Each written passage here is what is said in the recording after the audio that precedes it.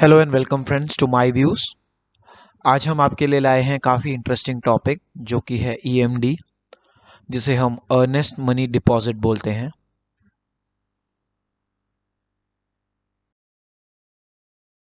EMD क्या है?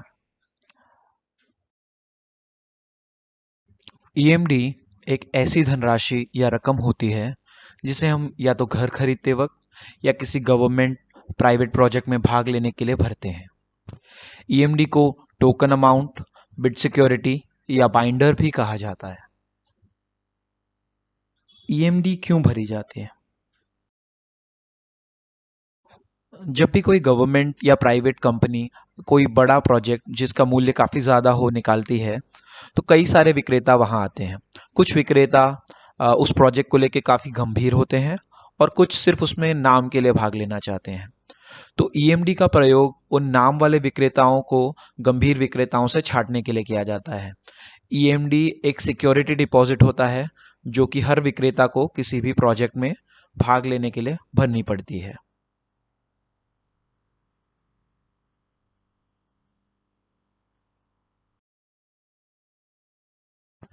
आइए जानते हैं ईएमडी कितनी भरी जाती है। ईएमडी की धनराशि किसी भी घर या प्रोजेक्ट के पूरी निर्धारित मूल्य से 1 से 3% होती है। मान लीजिए एक प्रोजेक्ट है जिसकी मूल्य रकम 100 करोड़ है, जिसकी प्रोजेक्ट का पूरा वैल्यूएशन 100 करोड़ रुपए है। तो उसमें ईएमडी की जो रकम होगी वो 1 से लेके 3 करोड़ के बीच में होगी, जो कि 1 से लेके 3% पूरे प्रोजेक्ट की मूल्य होते हैं।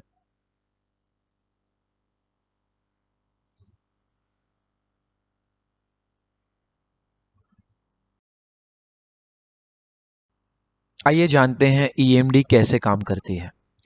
मान लीजिए कोई गवर्नमेंट या प्राइवेट कंपनी एक 100 करोड़ का प्रोजेक्ट निकालती है, जिसमें तीन विक्रेता, विक्रेता एक, विक्रेता दो और तीन भाग लेना चाहते हैं। तो इन तीन विक्रेताओं को एक एक करोड़ की रकम ईएमडी के तौर पे उस गवर्नमेंट या प्राइवेट कंपनी को देनी पड़ेगी।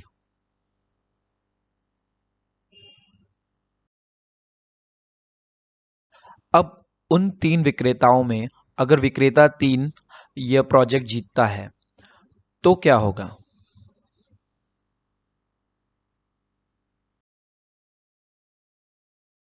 विक्रेता तीन के वो प्रोजेक्ट जीतने के बाद विक्रेता एक और विक्रेता दो की ईएमडी की धनराशि, जो कि 1 1 करोड़ है, वापस कर दी जाएगी। कोई भी गवर्नमेंट या प्राइवेट कंपनी प्रोजेक्ट अवार्ड या फिर विजेता घोषित होने के बाद वो धनराशि जो दूसरे विक्रेताओं से ली गई है वो उन्हें वापस कर देती है।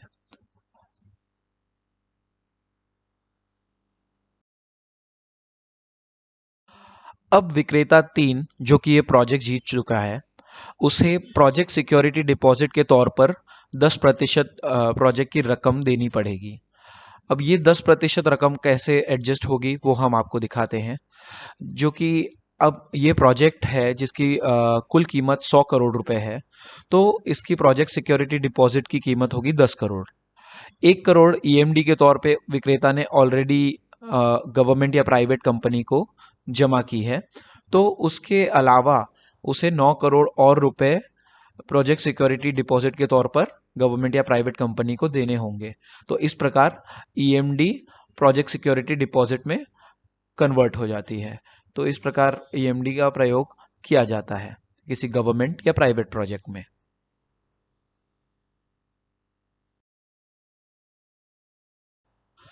अब हम देख रहे हैं एक ईएमडी का सैंपल जो कि एचपीसीएल का है।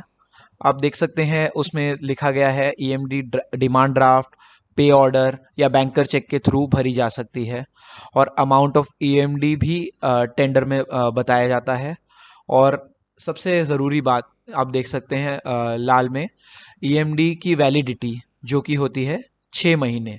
तो ईएमडी की वैलिडिटी हमेशा 6 महीने या 180 दिन होती है। और एक और ज़रूरी बात अगर आप देखेंगे तो अंत में, कि बिना ईएमडी के भरे हुए सारे बिड्स अपने आप रिजेक्ट हो जाते हैं।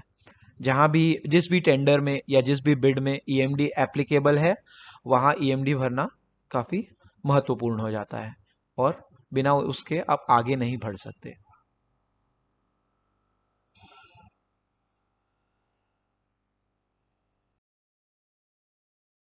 हम देखते हैं काफ़ी लोग हमसे पूछते हैं कि ईएमडी पोर्टल पे कैसे भरी जाती है।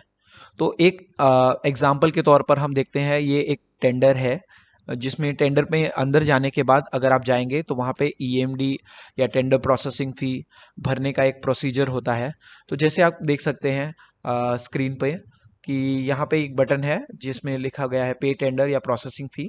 तो उस पर क्लिक करने के बाद क्या होता है, अब टेंडर प्रोसेसिंग फ़ी भरने के बटन पे क्लिक करने के बाद आपको ये ऑप्शन दिखेंगे, आरटीजीएस, चालान या इंटरनेट बैंकिंग। तो जो भी आपको पसंदीदा हो या फिर जो भी आपके लिए काफ़ी आसान हो भरना, उस माध्यम को चुनें और आगे बढ़ें।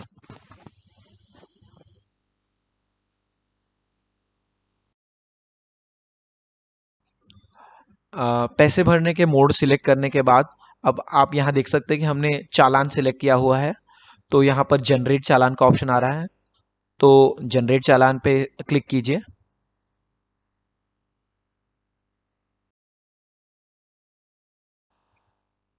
जनरेट चालान पे क्लिक करने के बाद आपको ऐसा डबल चेक या वेरिफिकेशन मैसेज आएगा कि क्या आप श्योर हैं कि आप ईएमडी भरना चाहते हैं। तो अगर आपने सारी डिटेल्स बराबर भरी हैं तो ओके पे क्लिक कीजिए।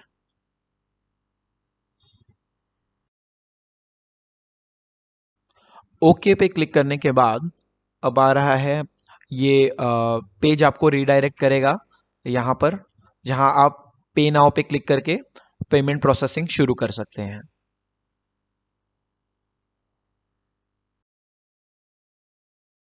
पे नाउ पे क्लिक करने के बाद वेबसाइट आपको एक फॉर्म पे डायरेक्ट करेगी, जहाँ की आप देख सकते हैं इस प्रकार आपको अपनी सारी डिटेल्स भरनी है और सबमिट पे क्लिक करना है।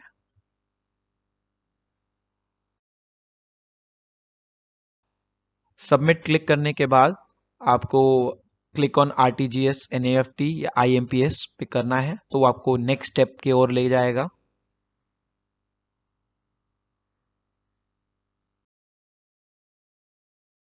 सबमिट करने के बाद आपको सारी डिटेल्स एक बार क्रॉस वेरीफाई करके कंफर्म और प्रिंट करनी है।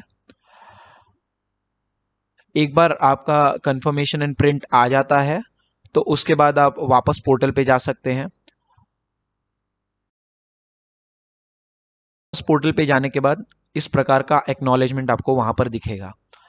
आप इसे अपने इसे स्क्रीनशॉट करके सेव कर सकते हैं, ताकि आपके पास एक प्रूफ ऑफ सॉर्ट्स या एक्नॉलेजमेंट आपके पास रहेगा कि आपने ईएमडी सक्सेसफुली भर दी है। तो इस प्रकार ईएमडी को पोर्टल पे आप ऑनलाइन भर सकते हैं। आप बहुत सारे पोर्टल होंगे, ई प्रॉक या गवर्नमेंट बॉडी के जो भी पोर्टल्स होते हैं, उन पे इस प्रकार ईएमडी भरी जाती है।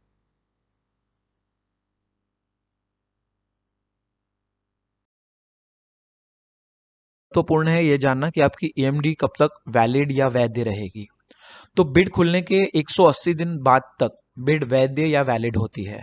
तो जैसे कि जनवरी के मंथ में अगर आपकी बिड खुली है तो जुलाई तक आपकी बिड वैलिड होगी। जो भी 180 दिन का ड्यूरेशन है उसमें आपकी बिड वैलिड होगी। तो इससे आपको पता चलता है कि कब तक आपकी रकम गवर्नमेंट बॉडी या प्राइवेट कंपनी के पास रहेगी। तो उस हिसाब से आप अपनी फंड की मैनेजमेंट कर सकते हैं।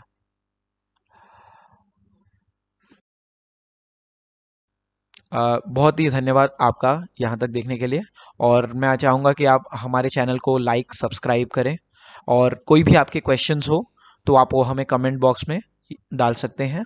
कोई भी आपके सजेशंस भी आप कमेंट कर सकते हैं, तो हम अपने नए वीडियोस उस प्रकार लाएंगे ताकि आपकी हेल्प कर सकें। धन्यवाद।